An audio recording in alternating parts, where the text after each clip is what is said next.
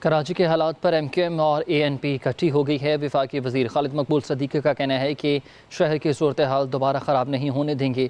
ہم سب سیاسی جدوجہد شروع کرنے پر متفق ہیں۔ کہا کہ کراچی میں ڈمپرز اور ٹینکر سے ہونے والی ہلاکتیں قتل خط نہیں ہے بلکہ قتل عمد ہے۔ انہیں شہر کے اندر آنے کی اجازت کون دیتا ہے؟ اے این پی رہنما شاہی سید بولے کہ لڑائی جھگڑے مسائل کا حل نہیں ہوتا، کراچی کو پاکستان سمجھا جائے۔ کی دہائی کے آغاز میں ہی کچھ واقعات کی بنیاد پر شہر کا پورا سیاسی منظرنامہ تبدیل ہو گیا۔ آج 2020 کی دہائی ہے اور یہ افورڈ نہیں کر سکتے۔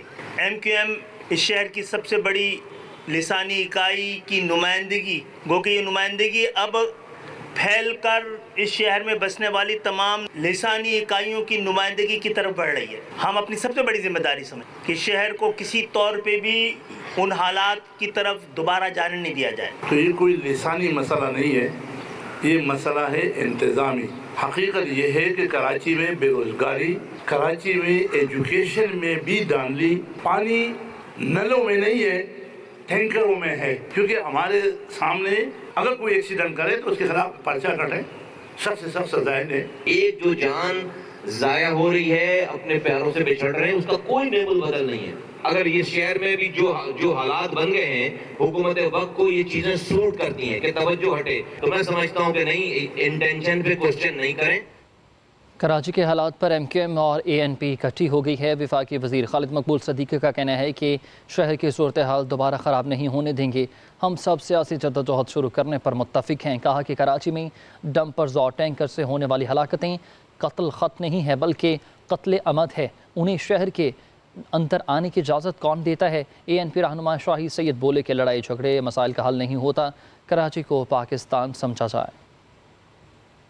کی دہائی کے آغاز میں ہی کچھ واقعات کی بنیاد پر شہر کا پورا سیاسی منظرنامہ تبدیل ہو گیا۔ آج 2020 کی دہائی ہے اور یہ افورڈ نہیں کر سکتے۔